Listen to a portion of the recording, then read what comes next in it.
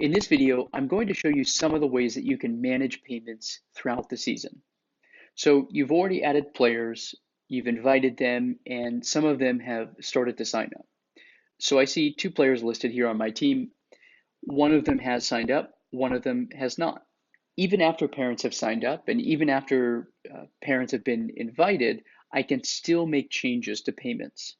I can make changes at the team level and make the change across all of the players on the team, or I can make changes just for a particular player.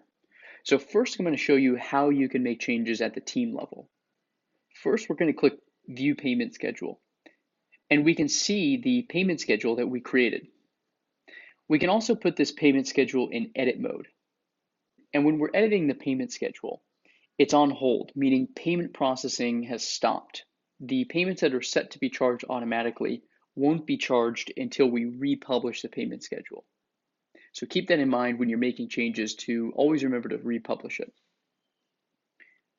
Now that the payment schedule is in edit mode, we can make changes. So we can delete these payments and we can add new payments. I'll show you what each of those does. So we'll delete this June payment.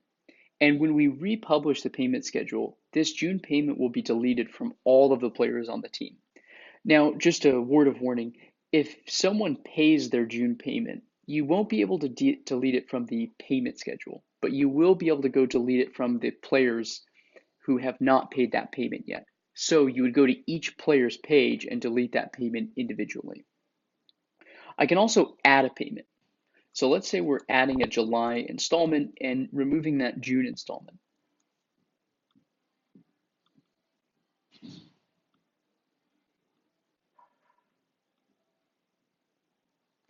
The new payment appears, and when I publish the payment schedule, it will do two things. One, it will make these changes across all of the players on the team, and two, payment processing will resume.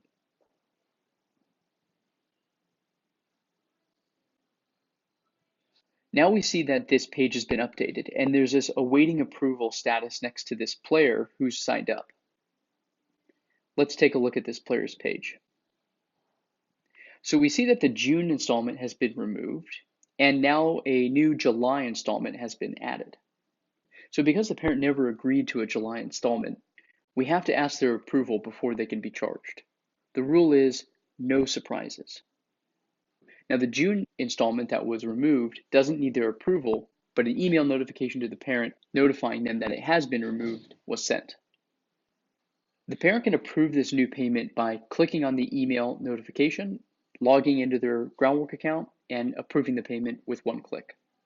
So when you make changes, you'll want to keep an eye on who hasn't approved the payment and follow up with them. Back at the team page, we see that this other player, Madison, doesn't have this awaiting approval status. That's because the parent hasn't signed up yet. They haven't approved any payments. So any change we make to them doesn't send any notifications and doesn't require any approval. So we see again the June installment has been removed and the July installment has been added. You don't need to resend the invitation. Whenever the parent signs up, they'll see whatever the most up-to-date list of payments here are, and they can approve them then. So that's how you make changes at the team level that apply across all of the players. You can also make changes at the individual player level. So I'll show you what this looks like for Sally Jones. We'll go to her player page, and we'll make a change to this deposit. So we'll edit the amount, and we'll give her a scholarship.